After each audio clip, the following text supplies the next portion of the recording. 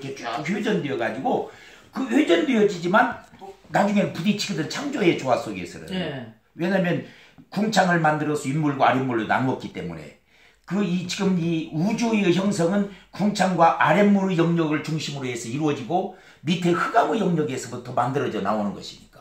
요 세 개의 구조죠. 흑암과 그 다음에 아랫물과 그 다음에 궁창. 궁창. 요것이 지금 우주를 형성하거든. 그 우주를 형성할 때 회전을 축을 중심으로 해서 지구 위에 축을 중심으로 해서 이게 도는 거예요. 돌면서 땅이 나오고 돌면서 지금 우주가 형성되어져 나오는 거거든. 그러니까 그 돌매 현상이 어딘가에 가서는 정점에서 부딪힌다 그 말이야. 부딪혔을 때 그 방향이 말이지. 방향이 더 이상 갈 수 없기 때문에 되돌리는 거예요. 되돌리면서 블랙홀이 형성되어져 나오는 거예요.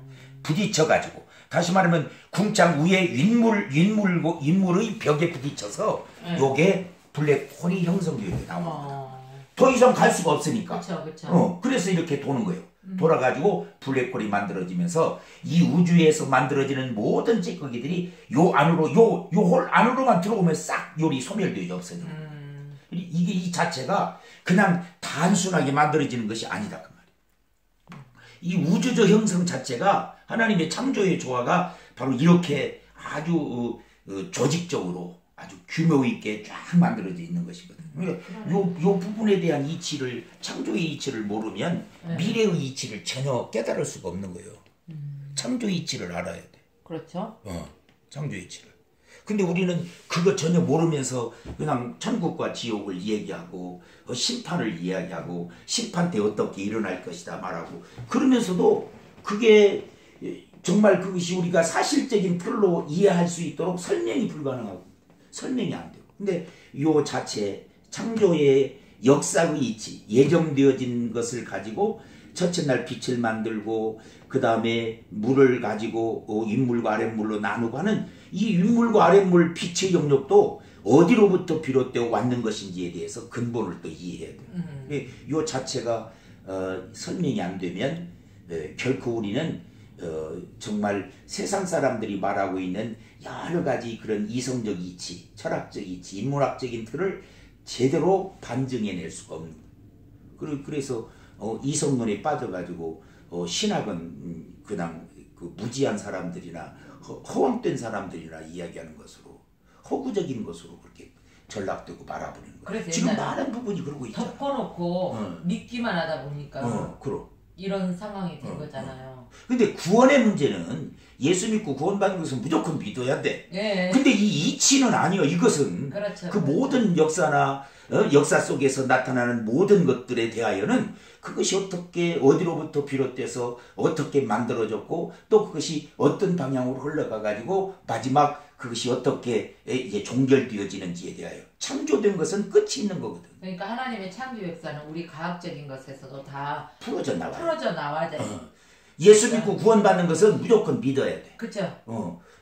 왜 그것은 믿어야만 되느냐면 예수께서 우리의 죄를 대속하기 위해서 모든 것을 다 이루셨기 때문에 이루신 것을 믿고 내가 영접함으로 그가 이루신 모든 것들이 내 안에서 역사되어지는 것이다 그 말이에요. 그러니까 그것은 이미 예수님께서 우리를 위해서 이루신 역사이기 때문에 믿음으로부터 출발을 해야 돼요. 무조건 믿어야 돼. 근데 하나님께서 천지를 창조하시고 섭리하시고 이끌어 가시는 모든 역사에 있어서는 그 경륜에 있어서만큼은 우리가 철저하게 세부적으로 합리적인 설명이 필요하다 그 말이죠.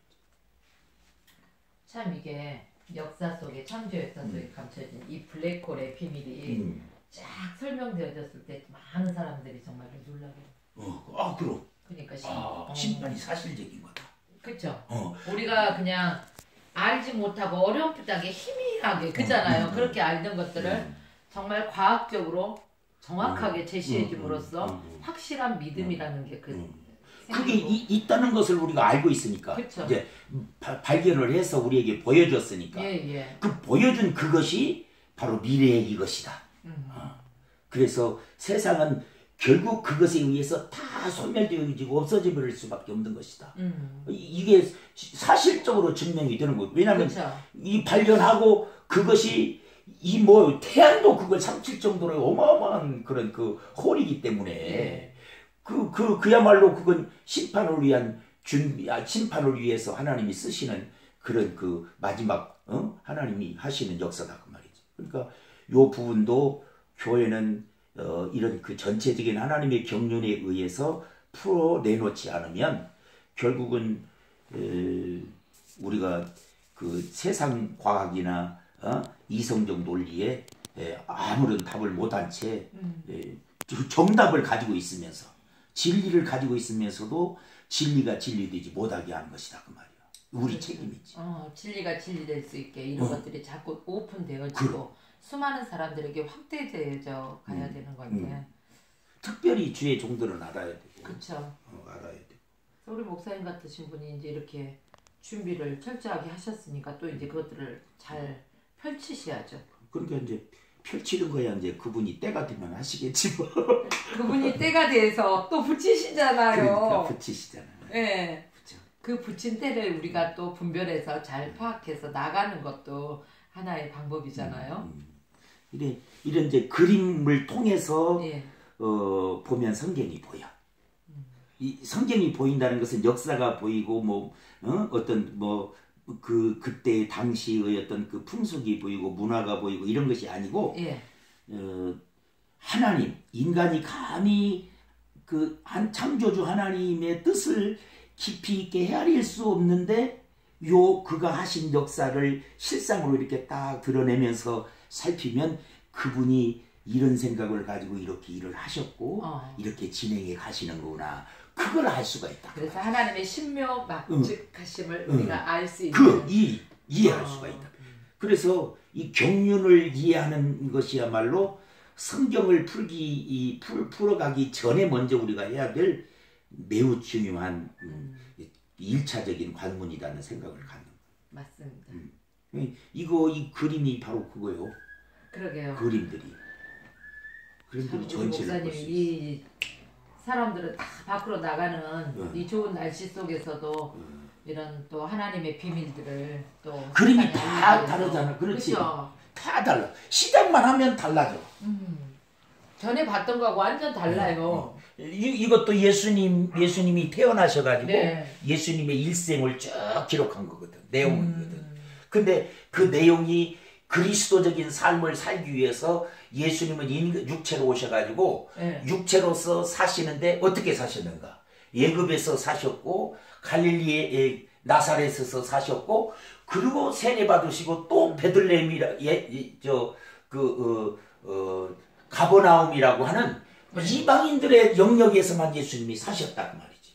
그러면 성경에서 예수님을 가리켜서 이방의 빛으로 오시고 이방인을 구원하기 위해서 인류 구원하기 위해서 오셨다고 하는 그 명제적 내용을 과연 무엇으로 그렇다라고 그 당위성을 설명할 수 있느냐 그 말이에요. 그러면 그 생애 자체를 싹 살펴보면 여실히 드러나는 것이다 그 말이에요. 여실히. 그리고 그가 이제 가령 세례를 받으셨다. 세례를 받으실 때 물세례와 그 다음에 성령 세례가 동시에 일어나잖아. 예. 그런데 그 물세례는 왜 예수님이 받아야만 꼭 했느냐? 그리고 받으셨을 때 성령 세례가 동시에 어떻게 그것이 왜 주어져야만 되느냐? 예수님이 성령으로 태어나신 분인데 굳이 성령 세례를 받아야만 되느냐 그 말이요. 반문한다면 뭐라고 이야기하겠어? 왜 성령 세례를 예수님이 성령으로 태어나신 분인데 성령 안에서 그가 인도받아 사셨고. 우리 보통 사람들은 성령 세례를 알지 못하잖아요. 그렇기 때문에 예수님, 그러니까 성령 세례를 받을 필요도 없었던 예수님이 물 세례를 받으신 이유는 우리 인성을 지니셨기 때문에 우리와 똑같은 세례를 받는 것이잖아요. 그렇죠? 그렇지. 그러면은 성령 세례는 너희들이 받아야 할 것들을 이렇게 받아야 되는 것들을 그런데 그 원인이 있을 거다. 받아야 되는 원인이. 물 세례도 받아야 되는 원인이 있다 그 말이야. 원인이. 그런데 그걸 우리들이 모르고 성령 세례를 이야기하고 성령의 역사를 말하고 있다 그 말이야. 그러니까 이런 부분들이 우리가 중요하게 다뤄져야 될 부분들이고. 왜 예수님이 성령 세례를 받으시고 이는 내 사랑하는 아들이요 내 기뻐하는 자다 그렇게 선언했으면 그러면 그렇게 시작하면 내 아들로서 이제 사역이 이루어지면 된다고.